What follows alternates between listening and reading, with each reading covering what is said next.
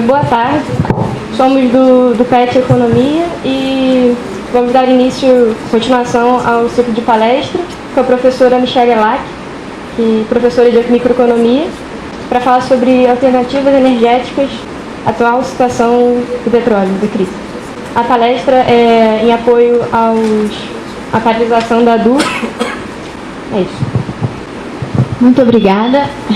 Eu sou uma pessoa viciada em slide, então vamos lá, gente. Eu sou Michelle, eu sou professora de microeconomia. Aí até perguntaram para mim o que coloca. Eu falei, gente, põe meu, se precisar saber o currículo, procura no Lattes. Então, assim, eu trabalho com energia já faz um tempo, trabalho com regulação, e eu vou discutir e colocar um tema bastante provocativo, quase como aquela coisa do Jabur, né? Te dá a corda para se enforque com a corda da liberdade, uma coisa assim. Me deram um tema tão amplo que, na verdade, eu vou escolher uma forma de tratar, não sei nem se é melhor, mas aí vai. E podem me interromper a qualquer momento. Não entendeu, discorda, alguma dúvida. Assim, quanto mais a gente conseguir dialogar, eu acho que é melhor. E outra coisa, eu fiz uma coisa que eu sempre brigo com meus alunos quando eles fazem, que é fazer PowerPoint, trazer para apresentar sem colocar em PDF. Porque, na verdade, o formato sempre erra. O seu computador tem sempre um formato diferente do computador que você vai apresentar. Então, já peço desculpa porque o formato mudou todo de formato. Então, qual que foi a pergunta que me colocaram? As alternativas energéticas diante da atual situação do petróleo. Então, uma pergunta super ampla, por quê? Primeiro, o que a gente chama de atual situação do petróleo? Você tem diversas formas de olhar o problema. E alternativas energéticas, que a gente vai ver, é um campo muito amplo e você tem uma disputa tecnológica muito ampla, com diversas perspectivas. Eu vou tentar apontar a forma que eu venho abordando, ou a estrutura teórica, metodológica que eu venho apontando, trabalhando logo no final. Então, primeiro, só para a gente ver situação do petróleo, tá? Então, esse aqui é um dado de 2014. Então, a gente vê o que é o problema da situação do petróleo quando a gente olha. A gente tem uma queda muito brusca do preço do petróleo entre abril de 2014 e janeiro de 2015. Então, a gente estava trabalhando com valores em torno de $100 o barril e vai trabalhar com valores que chegou a bater a $45 o barril. Então, você tem um preço que despenca, tá? Esse gráfico, mais ou menos a mesma coisa, para mostrar, na verdade, então, que a gente tem um preço sustentado por um período que é um preço extremamente alto e que despenca em 2014. A gente teve um pequeno aumento em 2015, agora a gente não está mais a 45, voltou a subir, mas ainda níveis muito mais baixos do que o preço do petróleo tradicional, dos últimos 2, 3 anos, tá? Aí a próxima, na verdade, vocês vão ter que acreditar em mim, era um gráfico mostrando pra gente a mudança do preço numa perspectiva mais histórica. Por quê? Porque se a gente olha o preço do petróleo nos últimos 5 anos, a gente vai ver uma queda que parece do outro mundo. Se a gente olha o preço do petróleo numa perspectiva histórica, pegando a década de 70 até agora, a gente vai ver que o preço do petróleo ele já bateu a níveis muito mais baixos do que hoje, já subiu, já voltou a cair, manteve a um nível mais baixo grande parte da década de 90 e começou a subir sustentadamente, mantendo agora, tendo um pico um pouquinho antes da crise de 2008 e depois da crise de 2008 e com essa queda atual. Então, vamos dizer, essa queda do petróleo ela é de alguma forma assustadora, porque a gente vai ter um problema muito grave entre as empresas, mas ela está dentro do ciclo, ela é baixa, mas está dentro do que a gente conhece como preço do petróleo. Ela continua sendo mais alta do que preço, por exemplo, da década de 80, tá?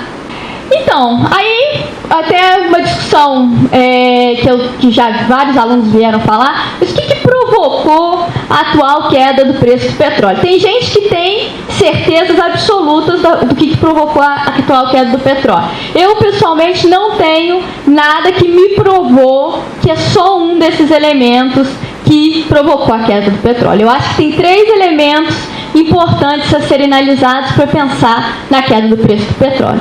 A primeira, que eu vou tratar menos possível, porque eu não, por total ignorância, eu não trabalho com geopolítica, então eu tenho pouco conhecimento de geopolítica, mas eu sei que esse é um elemento central e tem hipóteses importantes sobre a queda do preço do petróleo como movimentos geopolíticos, tá? Então, a geopolítica tem um papel importante na queda do preço, pode ter tido mais ou menos importante na queda do preço do petróleo.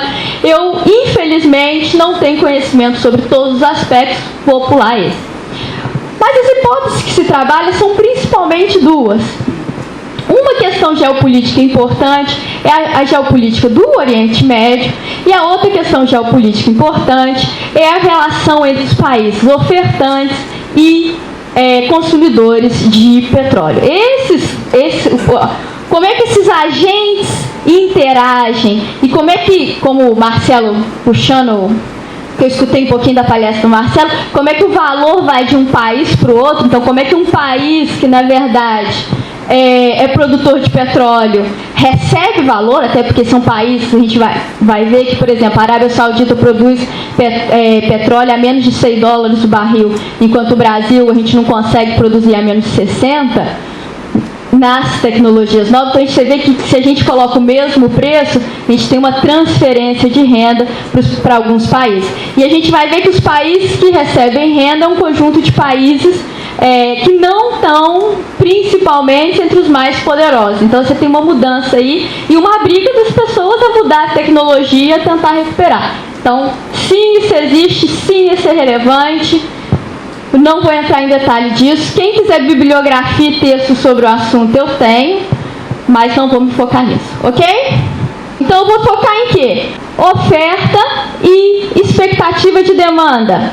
Oferta. O que aconteceu nos últimos anos em relação ao petróleo? Você tem um desenvolvimento grande de novas tecnologias de exploração de petróleo, seja nos Estados Unidos, seja no Brasil, por exemplo. Então, a manutenção do preço do petróleo a patamares elevados gerou um incentivo à busca de petróleo muito alta. Por outro lado, esse alto preço também incentivou um outro movimento que tem a ver com a demanda. Você teve um movimento de investimentos em energias que substituem o petróleo, ou que podem competir com o petróleo, energias principalmente renováveis. Note que essas energias estão localizadas, a energia renovável, na teoria, ela é muito mais dispersa. O petróleo ele é concentrado, enquanto a energia renovável, ela tende a ser muito mais dispersa no globo. Contudo, quem investe em tecnologia e quem controla a tecnologia de renováveis é uma coisa que a gente está começando a discutir para ver se isso vai gerar outro nível, outro polo de força, na verdade, aí para quem tem interesse nesse aspecto. Do nosso ponto de vista, o que a gente vai olhar? A gente vai olhar se isso impacta realmente na demanda e como que essas energias alternativas, que foi a pergunta que me foi feita, eu vou tentar discutir um pouco o que falta para elas realmente se tornarem uma viabilidade. Está muito longe, está muito perto. O que significa? A gente quer ou não quer fazer isso? E quais são os trade-offs, os elementos que a gente tem para pensar sobre esse assunto? Ok? Mas vamos começar com a oferta.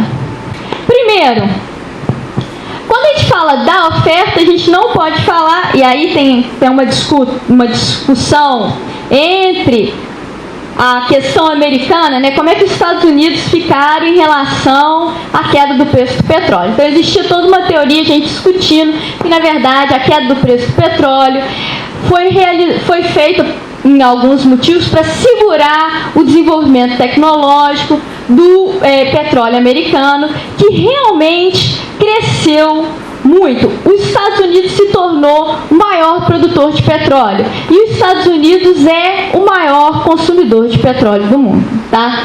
Se a gente pensar em termos econômicos, tem vários efeitos que a gente tem que desagregar para poder entender como é que os Estados Unidos foi afetado por isso. Por um lado, a gente tem um efeito realmente sobre as pessoas que usam a tecnologia do fracking. Quer dizer, as pessoas que estão usando essa nova tecnologia. Aos preços atuais, não é possível realmente continuar fazendo novos investimentos, mas os investimentos que já foram feitos continuam sendo viáveis. Tá? Então, quando você já fez o custo fixo, o custo marginal você continua produzindo. Qual que é a questão aqui? Então, se o objetivo da queda do petróleo foi realmente diminuir a questão da produção do petróleo não convencional, note que o petróleo não convencional é diferente da problemática do gás não convencional. São dois problemas diferentes. Historicamente, a gente associou os dois problemas porque os dois preços estavam correlatos. Atualmente, os preços estão separados, tem mercados distintos, principalmente no caso americano. Então, só chama atenção para essa diferença. Então, no caso americano, então, o que aconteceu? Eu paro de desenvolver essa tecnologia, eu paro de investir em novos poços de tecnologia fracking e shale. E o que eu faço? Eu vou ter uma diminuição da produção, tá? Mas eu estou diminuindo completamente o potencial de produzir petróleo? Não. Então, se o objetivo foi diminuir o preço para quebrar essas empresas, a partir do momento que esse preço voltar a subir, em pouco tempo essas empresas vão voltar a produzir, porque a tecnologia já foi desenvolvida. Então, se é essa a hipótese, me parece um pouco estranho. Poderíamos ter pensado um pouco melhor.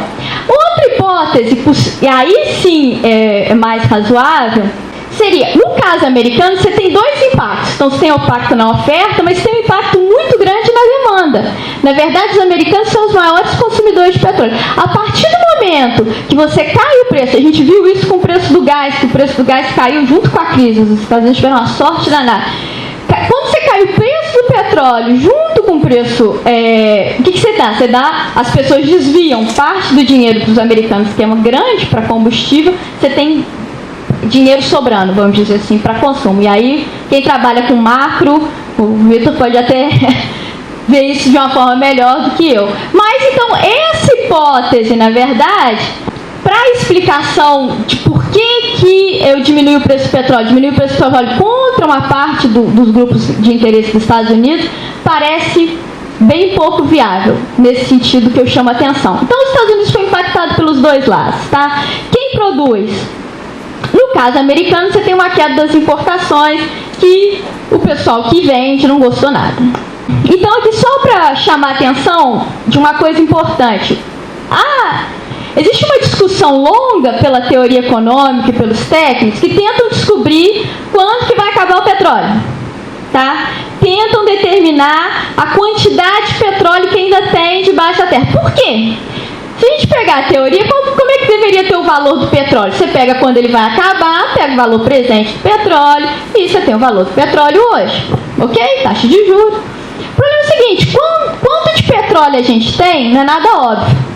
Por quê? Porque você tem desenvolvimentos tecnológicos. Quando você vai descobrir petróleo, não sei se vocês já escutaram isso. Na verdade, os geólogos têm várias histórias sobre a formação da Terra.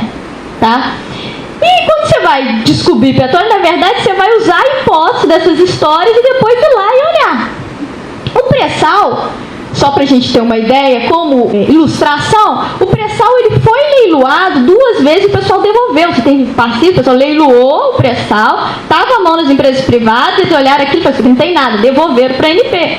Os geólogos foram estudar e acreditaram que não tinha nada. Existia um grupo de geólogos dentro da Petrobras que acreditavam que ali tinha usando uma outra teoria de como tinha sido a formação do terreno, acreditavam que embaixo dessa camada de pré-sal que não dava para olhar, que tinha petróleo de baixo. Ao descobrir que realmente tinha, você muda, por exemplo, toda a avaliação, não só do nosso pré-sal, mas, por exemplo, da costa da África. Porque o pessoal falou assim, toda essa avaliação aqui que a gente tinha feito, a gente vai ter que fazer isso tudo de novo, vamos contabilizar, porque se a formação geológica, a gente acreditava que estava sendo feita, teve essa falha, a coisa do nosso processo de tomar de decisão. A gente tinha um processo de tomar de decisão, então eu tinha índices. A partir do momento que esses índices falaram que está tudo falhando, eu vou ter que criar um novo processo, ok? Então, o que eu chamo, o que esse gráfico mostra? Tá? O que eu quero mostrar? Aqui, primeiro, é a produção de óleo, no caso americano. Então, quando a gente pensou que tinha atingido o pico e começou a cair a produção americana, eles vão e descobrem uma nova tecnologia que permitem eles voltar a crescer a produção de petróleo, tá? Só chamar a atenção, era para mim ter colocado esse gráfico, não coloquei. Se você pensar nas reservas de petróleo mundiais, você pensa, reserva. Reserva tinha que ter alguma relação. Você vai tirando da reserva, a reserva ia cair. Mas por causa dessas inovações, você vê que a reserva de petróleo mundial, ela vai variando. Na verdade, quando você acha que ela vai cair, ela volta a subir. Então, quando que o petróleo realmente vai acabar, é um grande mistério. A gente não sabe.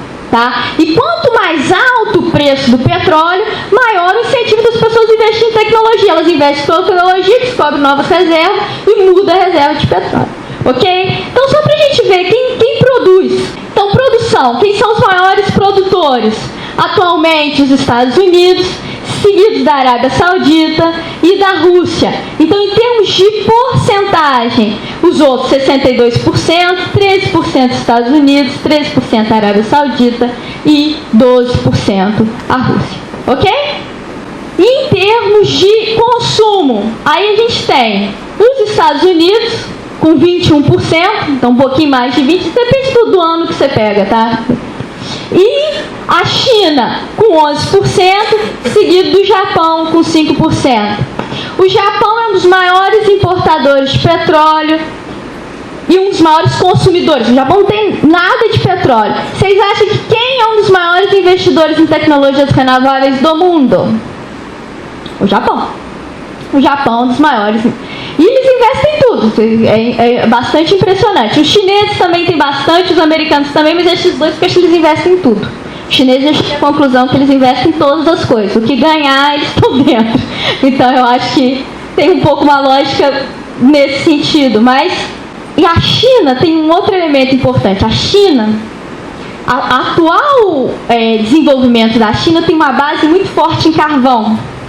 O carvão ainda é pior que o petróleo se a gente pensar em termos de poluição. E a China está atingindo níveis de poluição muito fortes.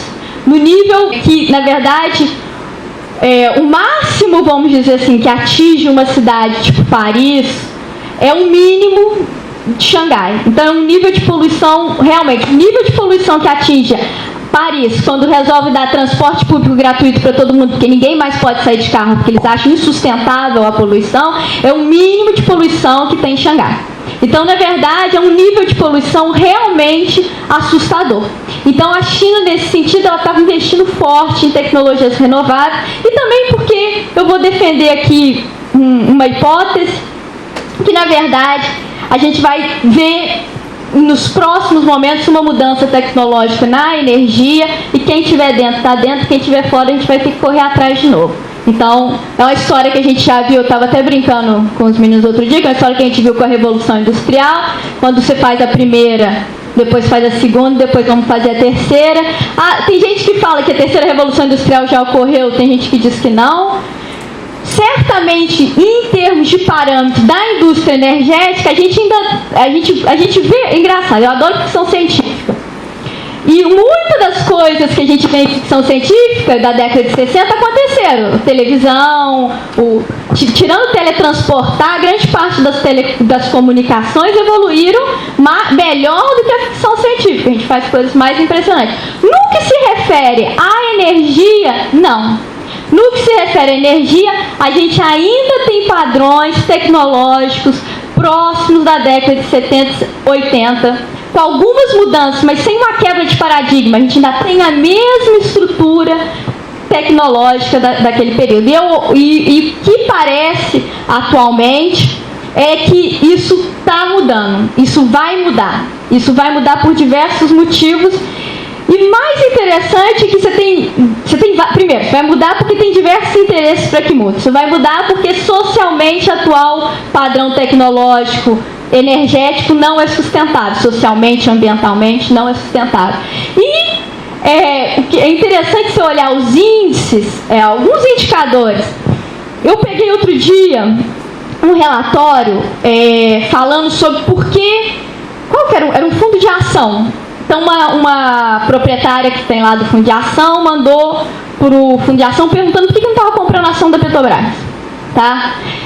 E fizeram um relatório de resposta desse, e com diversas coisas lá dentro, entre as diversas coisas, levantou um ponto que eu acho que está se tornando cada vez mais forte no discurso internacional. E esses discursos são muito... Por um lado é uma percepção, por outro lado ele se auto-reenforça. E o discurso é, vai haver uma mudança tecnológica. Tá? E esse discurso está se reforçando de uma maneira muito relevante. Então, fazendo uma ideia de países consumidores versus países produtores, a dependência dos governos em relação do petróleo varia muito, principalmente os países produtores. A queda do preço do petróleo se gerou problema sério para alguns países. Esses países não foram os Estados Unidos. Tá? Por exemplo, a Venezuela, cuja porcentagem do PIB de petróleo é 12%, receita governamental 45% e receita de exportação 96%, é um dos países mais afetados pela queda do preço do petróleo. Para que as contas fechassem na Venezuela em 2015, a última vez que eu vi uma previsão, não fui eu que fiz, estou passando informação, eles precisavam de um preço em torno de $140 o barril, que é um valor bastante mais elevado do que a gente acredita que vai chegar em 2015. Tá? A Rússia é outro país impactado pelo preço do petróleo. Porcentagem do PIB é 25%, porcentagem governamental de receita governamental é 50% e porcentagem da receita de exportação é 68%. Isso porque tem uma porcentagem alta aí que é gás, que eles exportam para a União Europeia. Então, na verdade, esses países são extremamente dependentes do preço do petróleo. Então, se você pensar em quem perde com a queda do preço do petróleo, vai ter outros países, mas esses dois aí são relevantes na geopolítica internacional, na economia da energia internacional. Esses dois países vão ter problemas. A Arábia Saudita é um país que depende muito da receita do petróleo. Desses 300 porcentagens, vocês viriam que o número é alto. Eles têm uma reserva que aguenta, acho que até 30 anos, com o preço atual do petróleo entre 50 e 60 dólares o barril. Então, na verdade, o impacto sobre esse país é muito menor. E se você pegar os diferentes países da Arábia Saudita, é aí que eu entro mais na geopolítica, que eu não tenho conhecimento, mas se você pegar cada um desses países tem forças diferentes para aguentar esse baque. Os que têm maior problema, por exemplo, o Iraque tem grande problema, e aí você tem o Irã, tem grande problema. Esses países vão... Então, eles se argumenta que se utiliza a variação do preço do petróleo também para gerir a geopolítica nessa área conturbada. Então, essa certamente é uma das motivações. Se é a mais forte ou não sei. Viu? Estava no lugar errado. Desculpa, gente. Aqui é a reserva que eu falei com vocês que cai e depois sobe. Então, olha só que interessante. A gente vai subir na reserva, ela chega no máximo aqui na década de 60, depois ela despenca e em 2000 ela volta a subir. Se você junta esse gráfico com um gráfico de preço, você vai ver uma correlação negativa se você desloca temporalmente, porque na verdade o preço sobe, a gente investe, aumenta a reserva, mas tem um deslocamento temporal e nem sempre é o mesmo tempo, porque é tecnologia nova que a gente vai descobrir, mas existe uma relação entre esses valores. A demanda, agora o que eu quero chamar a atenção? Se eu estou falando que a demanda de petróleo vai tender a cair, eu vou mostrar para vocês que a demanda de petróleo já caiu.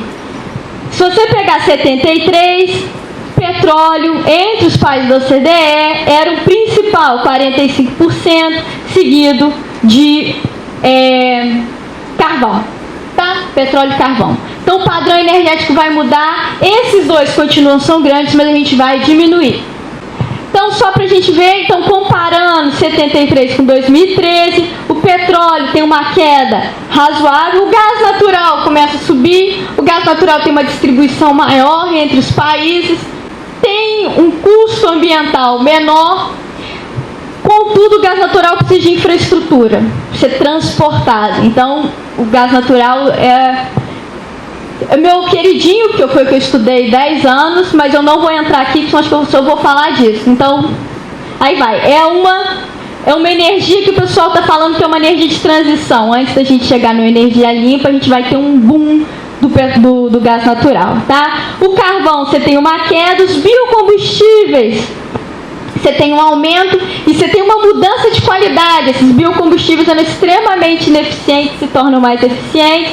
A hidro se mantém mais ou menos o mesmo. A hidro, você tem uma dificuldade muito grande, cada vez maior, de criar novas hidrelétricas. Você não aumentou a eficiência do sistema, então o recurso está lá. Cada vez mais difícil achar áreas, cada vez mais complicado, cada vez mais socialmente inaceitável alegar grandes áreas.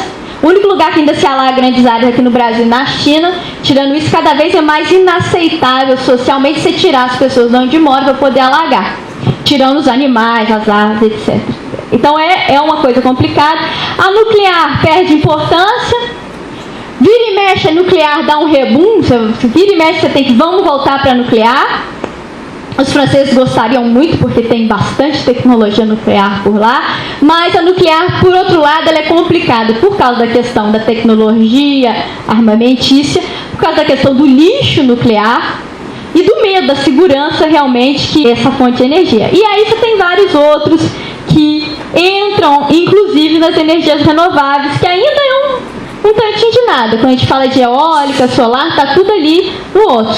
Ainda é bastante relevante. Qual que é a característica principal da energia elétrica, para a opinião de vocês? Energia elétrica, se eu estiver falando assim, em termos industriais ou em termos de produto, o que a energia elétrica é diferente de quase qualquer coisa? Energia elétrica é na velocidade da luz. Luz, energia elétrica. A energia elétrica ela é instantânea. Eu produzo energia elétrica e eu consumo energia elétrica no mesmo momento. São pouquíssimas as coisas no mundo, tirando voz, e aí está um problemão também com o pessoal da telecom, mas tirando voz, são pouquíssimas coisas que eu tenho que produzir e consumir instantaneamente, literalmente na velocidade da luz.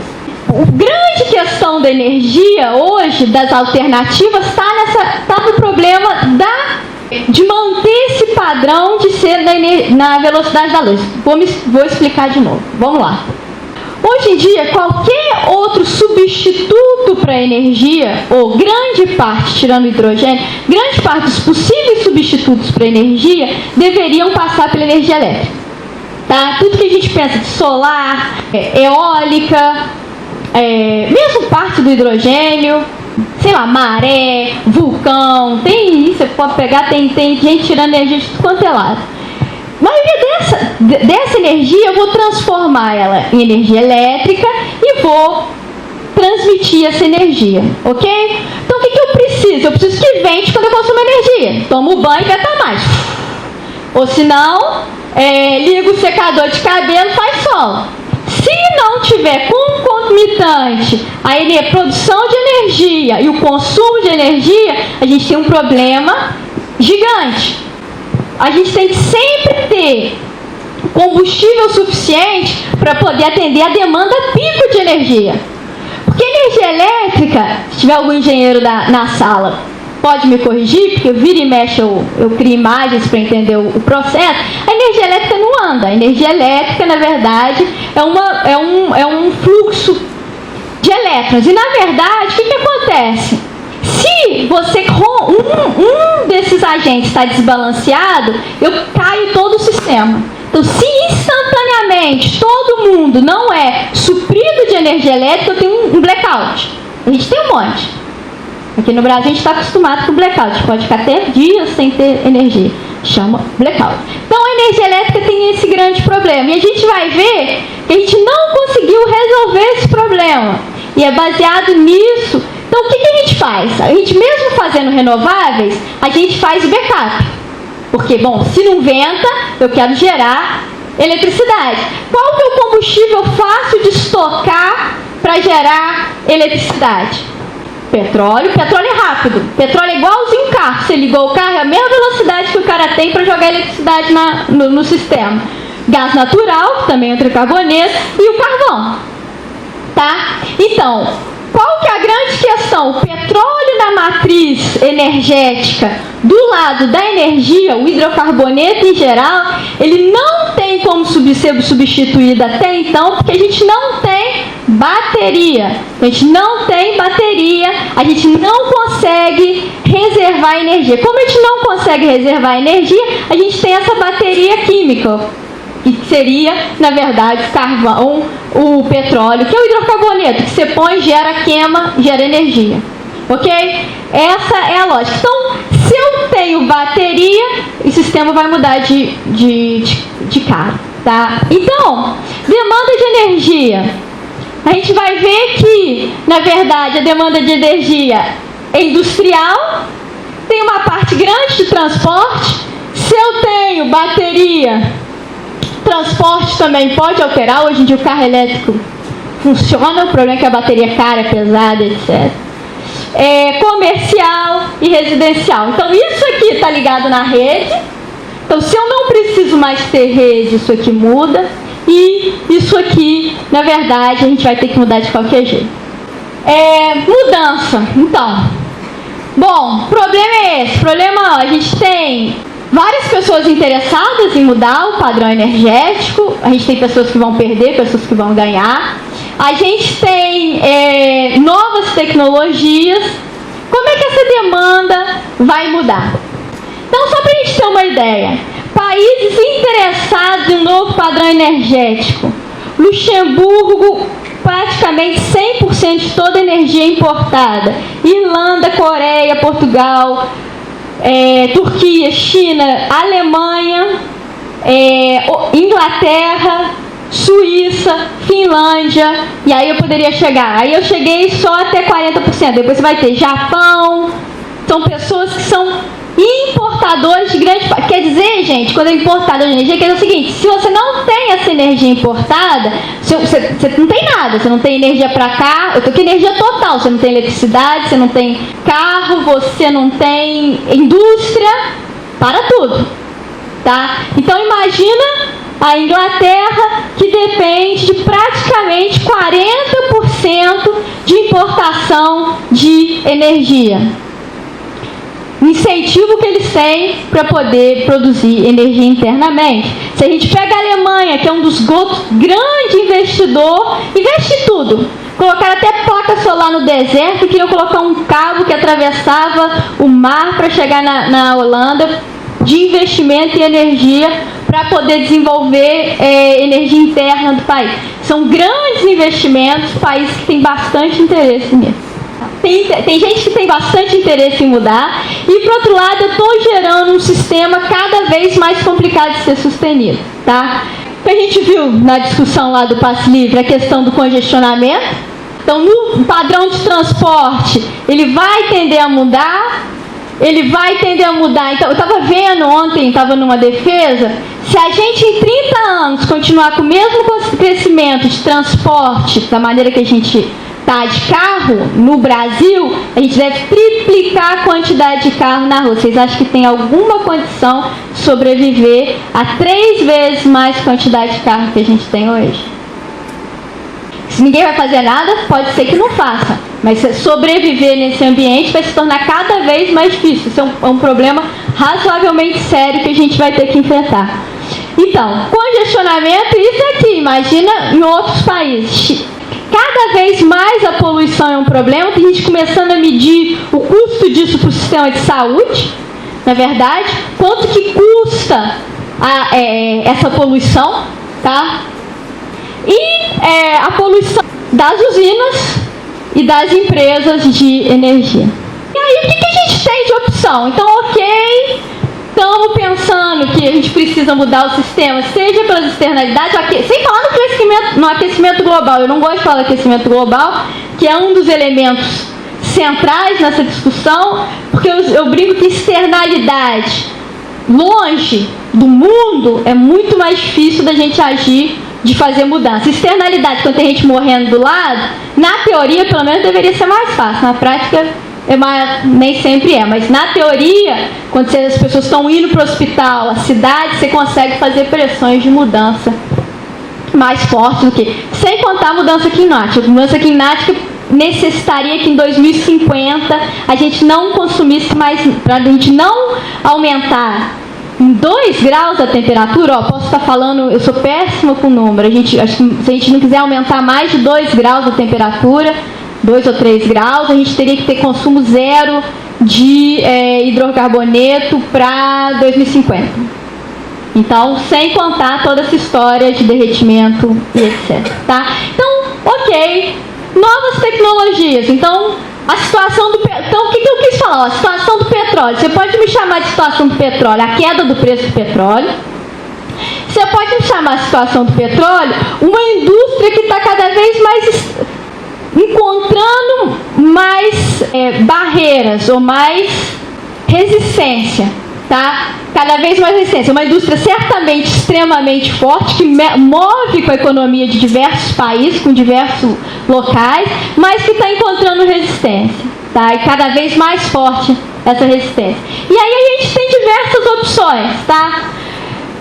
O que eu chamei a atenção, a mais desenvolvida tecnologicamente, é a eólica e a solar. Tá? O problema da eólica e da solar é muito claro, são energias que, assim como a hidráulica no caso brasileiro, você tem vários estudos provando que existe uma complementariedade entre a hidráulica e a eólica no Brasil, porque estão em lugares diferentes, etc. Não se consegue provar 100% que não tem risco. Vento, venta, questões meteorológicas. Chove, chove por questões meteorológicas. A gente pode aumentar ou diminuir a segurança disso. Contudo, existe uma probabilidade alta sempre de ter um problema. E qual a única forma de você não correr esse risco? É montar um monte de térmica. Porque se parar de ventar e chover ao mesmo tempo, eu vou ter um problema sério. Tá? Então, e isso é custo, porque é o seguinte, se eu monto só uma hidráulica, se eu monto só uma térmica, é um custo. O custo da térmica, ele tem um custo alto, custo variável alto, porque a gente tem que consumir petróleo e gás, custo fixo baixo, a tecnologia é barata. A hidráulica, custo fixo alto, custo variável baixo. Custo fixo alto e cada vez mais alto se a gente levar as externalidades sociais que geram as grandes barragens, etc. A eólica, o custo fixo não é tão alto, o custo variável é baixo, mas a variabilidade é muito alta. Ok? Isso é um dos problemas. Então, se a gente não tem a bateria, que mudaria a história, a gente toda vez que está falando de renováveis, por mais que a gente sonhe, para a sociedade você tem que colocar aí na conta, você não quer colocar na conta da empresa, você pode pôr na sociedade, tem que pôr a conta das térmicas, porque ficar sem térmica é um problema. Ok? Solar. Solar, ele é menos variável que a eólica, porque na verdade solar não é solar, é luz. Luz do sol. Então, na verdade, pode estar chovendo e tem luz do sol. Então, na verdade, a solar ela varia, mas ela é menos variável. Só que é só de dia, não é de noite. Tá? E aí a gente tem duas questões. Uma é espaço. Solar tem que ter espaço e muito espaço. Você tem outra questão que é relevante. O pico de demanda não necessariamente de dia. No Brasil, agora está até mudando por causa do ar-condicionado. Às vezes é um pouco mais de dia, mas no Brasil a gente está com uns picos de demanda altíssimo. É muito engraçado ver esses gráficos. Intervalo de jogo de futebol. Por quê? Porque todo mundo abre a geladeira. E é super instantâneo se você olhar as curvas, porque a televisão continua ligada. Então todo mundo levanta e além da televisão ligada, abre a geladeira e aí você tem pico de demanda. Se não estiver ventando no pico de demanda, acabou o jogo de futebol. Se não tiver com sol no pico de demanda. Outro pico de demanda clássico no Brasil, final da novela. Capítulo de final da novela das 9, tem umas típicas, você pega a curva de demanda de eletricidade, você tem pico de demanda. Então, a gente pensa que a gente tem dois problemas. A gente tem um problema que a gente não consegue guardar energia e tem um problema que a demanda é revoltada. A demanda não obedece a nada. Por exemplo, a gente poderia colocar a demanda para consumir energia de manhã. Ela consome quando tem sol, não consome quando não tem sol. Mas a demanda, a gente controlar a demanda de energia elétrica, ela é difícil. Note que não é impossível. Existem várias teorias falando que a demanda elétrica é inelástica. A inelasticidade da demanda elétrica foi provada pelo Brasil que não existe. Porque quando a gente teve crise de energia, a gente foi elástico. Na marreta, mas fomos elásticos. Tá? Então, existem várias teorias dizendo que a gente não responde a preço. Normalmente a gente não sabe o preço. Tá? Teve um dia que eu estava discutindo isso com um professor da COP, e aí eu fui dar o exemplo para ele que quando eu morava fora, eu morava numa República de Brasileira, e fazia um frio danado. E a gente queria viver a 30 graus. Quando eu chegava em casa morrendo de frio e queria esquentar. Só que aí chegou a conta 300 euros, não tinha como pagar, a gente começou a viver com um pouco de frio em casa. E aí eu fui dar esse exemplo para ele, ele olhou para minha cara e falou, não, porque você é pobre. Aí eu olhei para a cara dele e falei, bom, a parte da população brasileira, por exemplo, ou mundial, que tem essa mesma deficiência que eu tenho de ser pobre, é razoavelmente alta. Então, acho que isso pode ser razoavelmente relevante. Provavelmente, tem alguma parte da população que não é elástica a preço. A gente percebe muito bem ao dialogar com algumas pessoas. Mas não é a população inteira. Como é que a gente lida com esse problema? Não está nada claro. Por quê? Por um lado, eu não posso cortar cada vez menos. É socialmente aceitável cortar a energia elétrica do cidadão. Porque cada vez mais se acredita que é um bem essencial, assim como a gente discutiu a questão do transporte. Então, cada vez mais difícil a gente aceitar que as pessoas não tenham luz, principalmente no interior, principalmente quando tem perigo, principalmente quando tem doente. Você tem várias regras, inclusive estou tentando uma iniciação científica, a próxima vez eu vou contar mais detalhes sobre as leis para vocês. Mas a ideia cada vez é mais difícil. Por outro lado, você não pode deixar o cidadão, igual a gente tem no Brasil, abrir a geladeira para esfriar a casa. Porque se ele abre a geladeira para esfriar a casa, a conta para a sociedade é muito alta. Como é que eu crio um sistema de incentivos que não corte o cidadão do acesso básico à energia, mas que fale com ele que, bom, se ele puder, não precisa tomar banho às 8 horas da noite, às 7 horas da noite, principalmente se estiver jogando jogo de futebol. Como é que a gente lida com essa situação? Como é que eu coordeno os agentes? Como é que eu crio um incentivo? Você tem comunidades pequenas que você consegue fazer isso através de regras. Regras sociais, regras comunitárias. Você tem vários projetos pilotos com comunidades mais ou menos homogêneas que você consegue criar esse tipo de regra. Quanto mais heterogêneo, grande, com interesses diversos, mais difícil de conseguir criar um mecanismo que resolva esse problema. Atualmente, a gente tem no Brasil uma situação muito engraçada ou trágica, que é a seguinte: você tem uma tarifa social que não cobre todas as necessidades da população, nem todo mundo que necessitaria ter energia subsidiada, e existe uma parte da população enorme que rouba energia. Rouba energia. Como eu não posso cortar o bairro inteiro da energia elétrica, eu assumo que ele rouba energia e ponho para o resto pagar a energia. Agora, sem discutir, isso é eficiente? Essas pessoas que roubam energia são as que mais necessitam dessa energia? Elas estão consumindo energia eficientemente? Elas estão usando essa história da geladeira? Eu conto porque eu acho bastante engraçado que tinha uns professores que eu estava na França que me contaram isso. Não, que a gente foi vieram estudar aqui como é que estava gerindo o problema do roubo de energia no Brasil. E aí chegaram à conclusão que subiam nas favelas, e porque as pessoas não tinham acesso adequado nem à residência, nem à residência com térmica razoável ou social, ou aceitável para a saúde, porque a gente tem pobreza energética, várias medições de pobreza energética para temperatura mínima e cada vez mais se desenvolve eficiência energética também, pobreza energética para temperatura máxima. Tá? Tem vários estudos mostrando que acima de uma certa temperatura, para as pessoas, cada vez mais difícil de aceitar. Você tem maior morte de velho, você tem maior morte de criança, você tem várias doenças que se propagam mais. Então tem toda uma discussão que aqui no Brasil não foi feita ainda sobre o que seria pobreza energética num país quente, que a gente não tem problema de ter frio, tem geladeira, produtos... Bom, tem várias coisas nesse sentido. E então o que a gente faz? A gente faz o seguinte: se o cara não for roubar a eletricidade, ele está ferrado. Se ele for espertinho, ele rouba a eletricidade, a gente joga a eletricidade dele na conta dos outros. E assim a gente tem uma coisa que chama perdas não técnicas. Se você olhar a conta que a gente paga por perdas não técnicas. Então, é uma forma institucionalmente bastante jeitinho brasileiro e estranha de tentar, entre aspas, resolver o problema, fazer com que as pessoas paguem, as pessoas não paguem. É a melhor forma de fazer isso?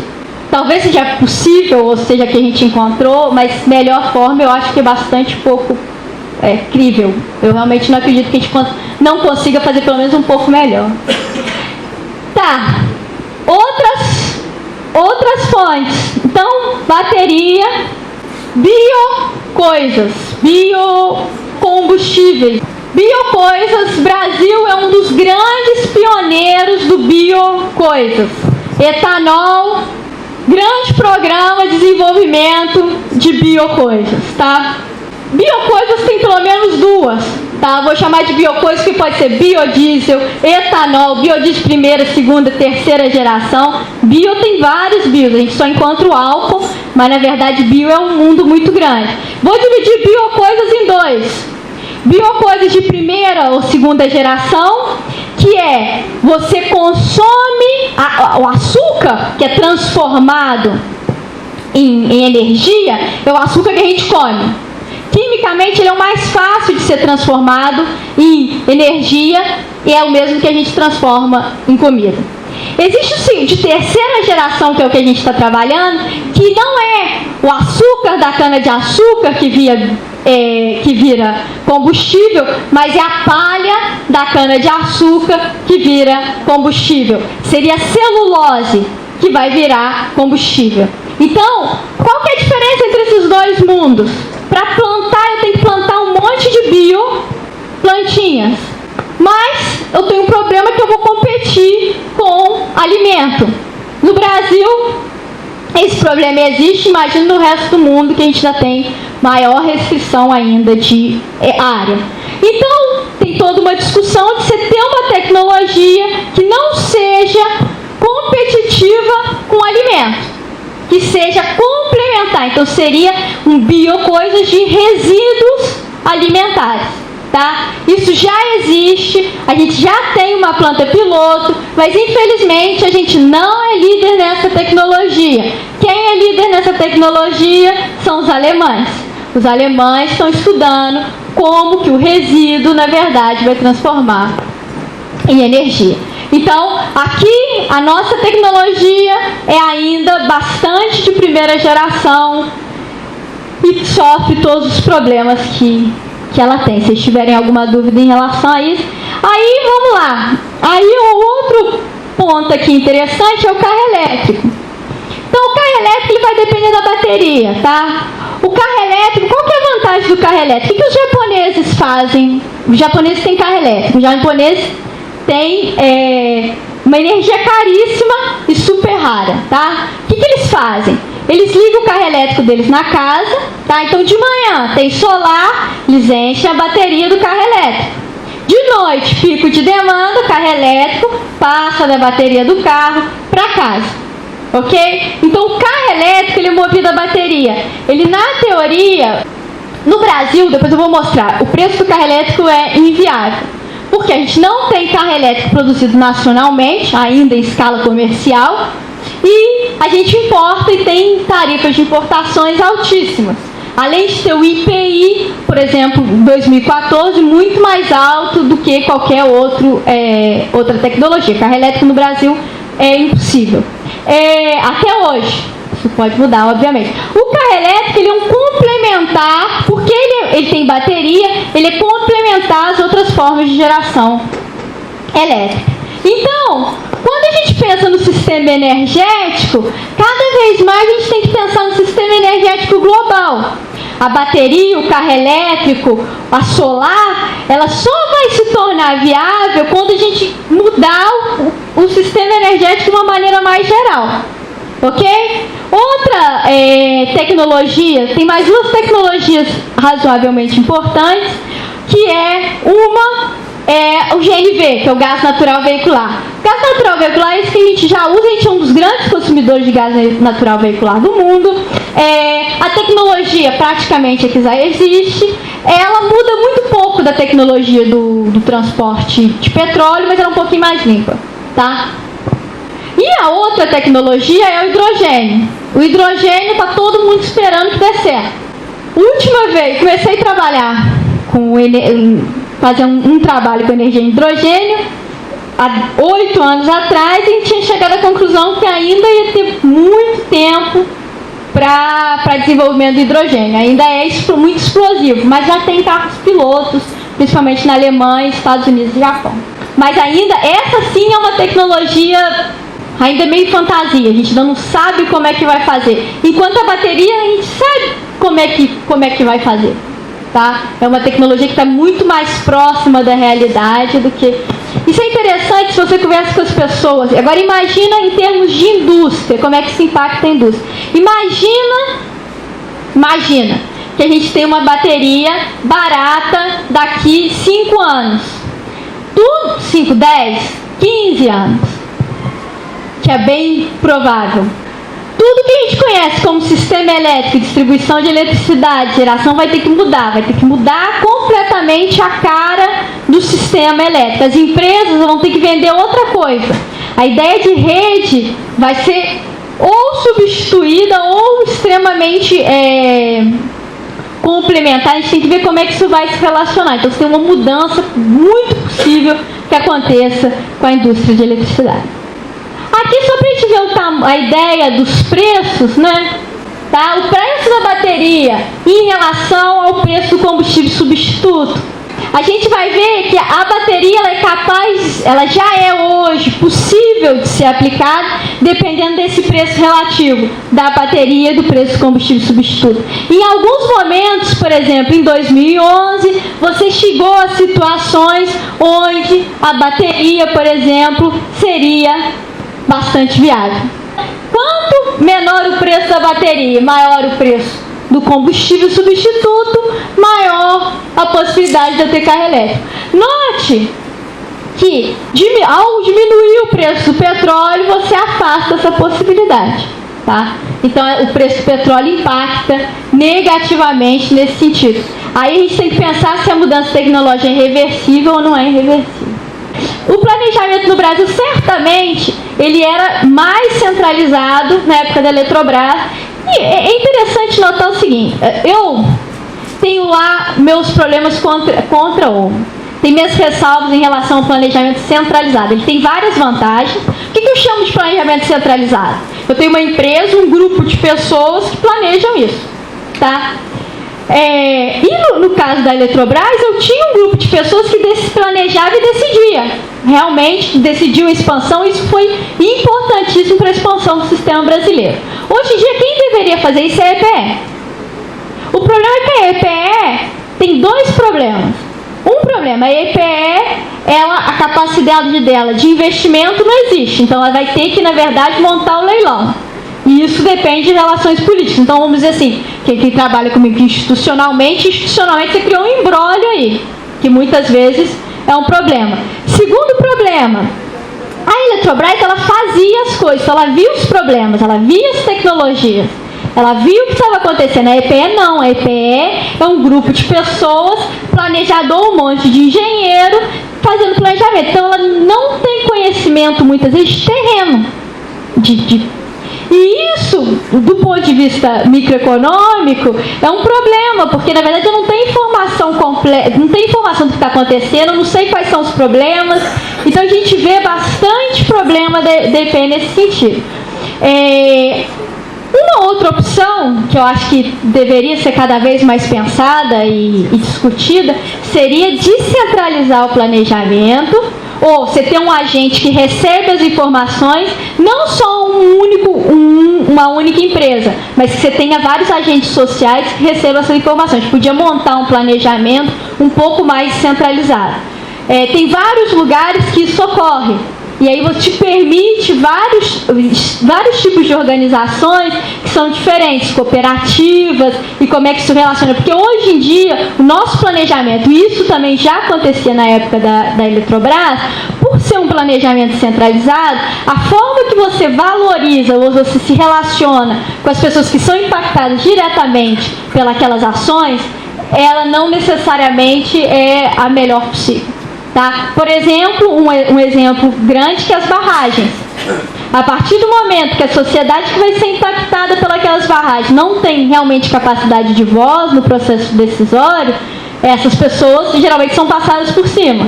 Ou como é o caso aqui dos pescadores da Baía de Guanabara, que a Petrobras escolhe os lugares que são mais profundos, porque são melhores para ela, mas são lugares que tem mais peixe que destrói.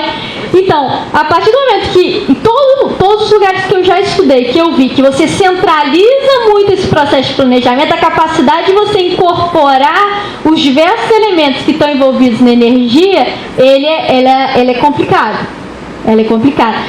O que se pensa, e aí vai a minha opinião, que além do estudo também é uma opinião, eu acho que cada vez mais a gente tinha que trabalhar com criar mecanismos, a gente tem que criar uma forma das pessoas, na verdade, governarem a energia de maneira um pouco mais centralizada, que várias pessoas sejam incluídas nesse processo.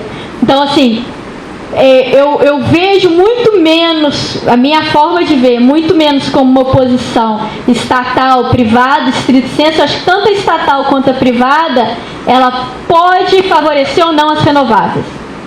Vai depender muito mais da forma que você vai organizar isso. A gente tem política energética? Essa é a grande questão. A política energética nossa ela é muito contraditória. A gente pode dizer que parece que tem muito pouco. Política de várias coisas, energética é uma delas. Não tem direção, é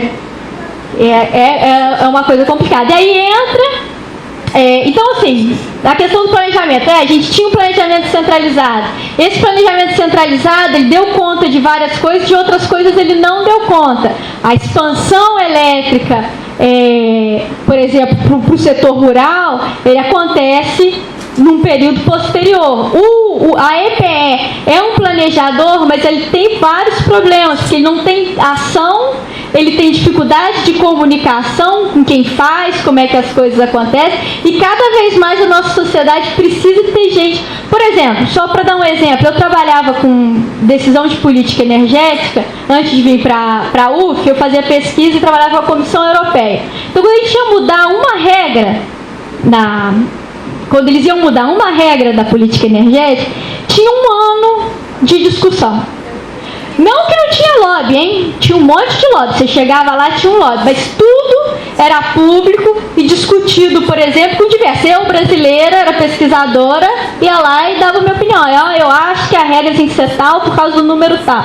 Você tinha mecanismos e só depois de um ano e meio que uma regra passava. Tá?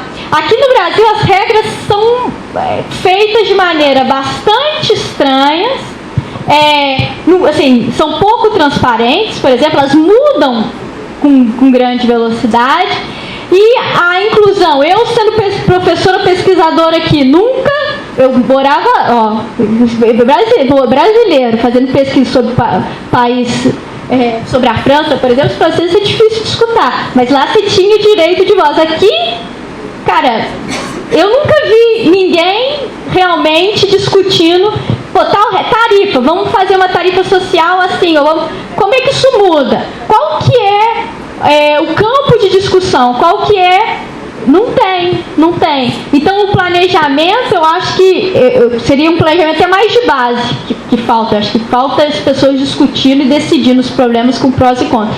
E mesmo os estudos com prós e contras tem muito pouco. Muito pouca gente faz, coloca no papel. Eu brinco, eu quero ver o Excel que colocaram isso. Quanto que custa, qual que é o benefício. Análise de custo-benefício no Brasil não existe. Análise pública e transparente de custo-benefício no Brasil não existe.